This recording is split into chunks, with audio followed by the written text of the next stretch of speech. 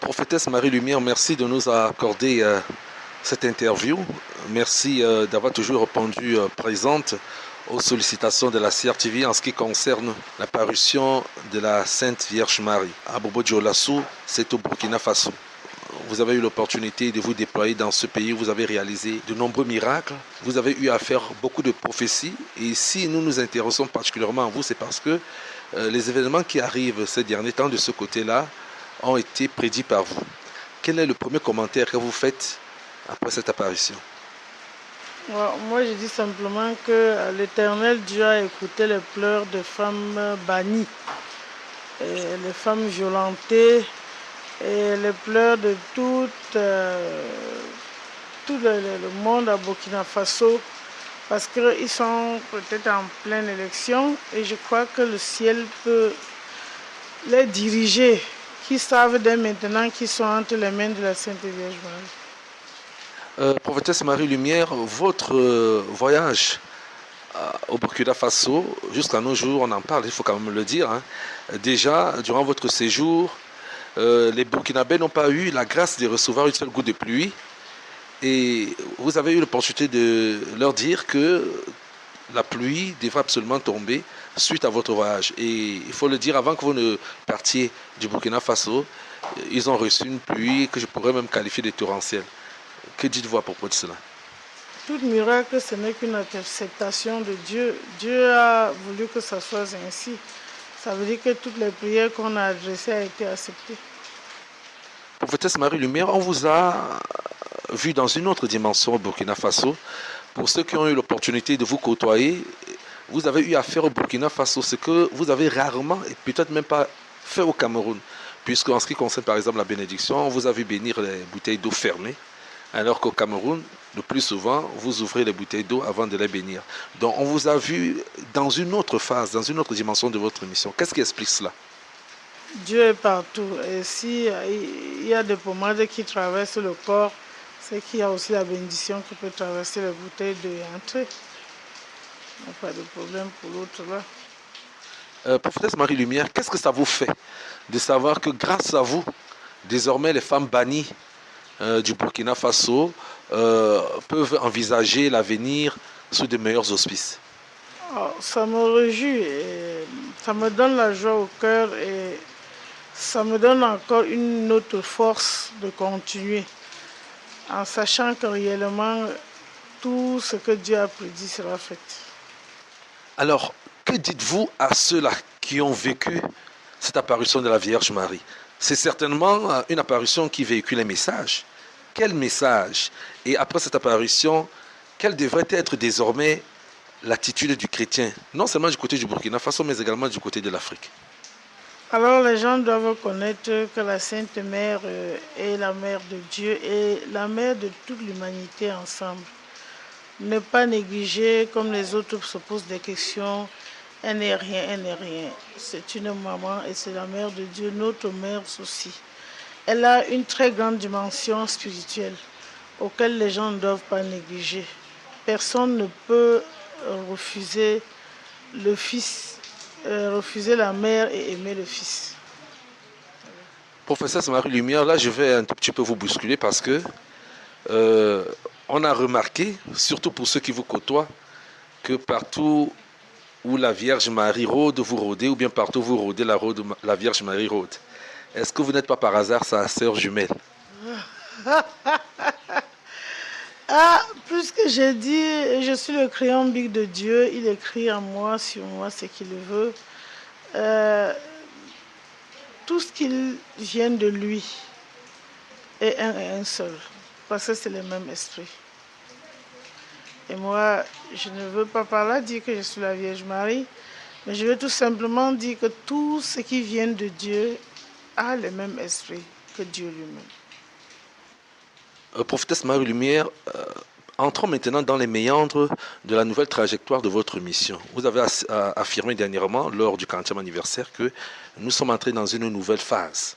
Pour tous ceux qui ont un tout petit peu les oreilles moins ouvertes, comment pouvez-vous détailler cette phrase? Comment pouvez-vous expliquer, décrypter cette phrase? Cette phrase, c'est quoi une nouvelle dimension dans votre émission, une nouvelle phase? Les gens que j'ai été habitué avec eux longtemps me verront rarement, très rarement, parce que maintenant le travail est très très large. Je suis à Douala, je suis à Yaoundé, je suis à Bafoussam. Je ne sais pas quel prochain pays je serai encore et je parie que chaque année, je risque toujours de me déplacer vers là où Dieu va m'envoyer. Prophétesse Marie Lumière, en ce qui concerne l'actualité, il faut le dire, vous vous êtes particularisé par votre attitude avant-gardiste, c'est-à-dire vous avez toujours eu à prédire les grands événements qui devraient en principe arriver à notre pays et même à notre continent. Le 24 décembre dernier, vous avez parlé de ce phénomène qui attriste de nombreuses familles du côté de l'extrême nord du Cameroun, à savoir Boko Haram. Et vous avez affirmé que c'est un phénomène qui va à un certain moment croître, puis s'éteindre pour totalement disparaître en 2016. Est-ce que vous confirmez ces dires et est-ce que vous avez d'autres informations de la part du Créateur concernant ce phénomène, ce fléau? Alors, ils ont commencé par la guerre, maintenant c'est le maquis. Maintenant, dans le maquis, il faut seulement détecter ceux qui jouent le jeu et savoir comment mettre fin à tout ça. Bon, moi, je ne peux pas devancer Dieu pour dire quoi que ce soit. Je ne fais que l'attendre, puisque si je le devance, ça ne serait plus ça. J'attends qu'il puisse dire ce qu'il veut et ce qu'il voit par rapport à ça. Prophétesse Marie Lumé, il y a quelques jours, vous avez procédé à la bénédiction de la rentrée scolaire. Nos statisticiens se sont employés à dénombrer, le nombre de jeunes. Semble-t-il, cette année, ça a véritablement cassé la baraque. Nous sommes allés au-delà de 50 000 jeunes. Et la presse, qui est venue très nombreuse, pratiquement les organes de presse les plus importants du Cameroun, ont été éberlués en regardant cette affluence. Alors, certainement, vous avez délivré un message. Est-ce que c'est le même message que vous pourriez adresser à nos frères, à nos jeunes frères du Burkina Faso qui nous regardent en ce moment à travers le net? Et qu'est-ce que vous pouvez dire à nos jeunes compatriotes qui n'ont peut-être pas eu l'opportunité d'effectuer le déplacement et qui nous écoutent un peu partout au Cameroun? Non, ce que je peux leur dire, c'est de croire et savoir que si réellement ce qu'ils ont divagué, la Vierge Marie est apparue, c'est qu'elle ne vient pas pour rien. Elle veut simplement leur dire que je suis venue pour vous et je suis à votre écoute. Qu'ils se mettent aussi en prière pour que ce qu'ils ont vu soit accompli dans leur vie, ainsi que sur toute Burkina, puisqu'ils préparent les élections actuelles. Et s'ils mettent bien en prière, tout se passera bien. Prophétesse Marie Lumière, aujourd'hui, vous n'êtes plus la prophétesse du Cameroun, vous êtes la prophétesse de l'Afrique et du monde.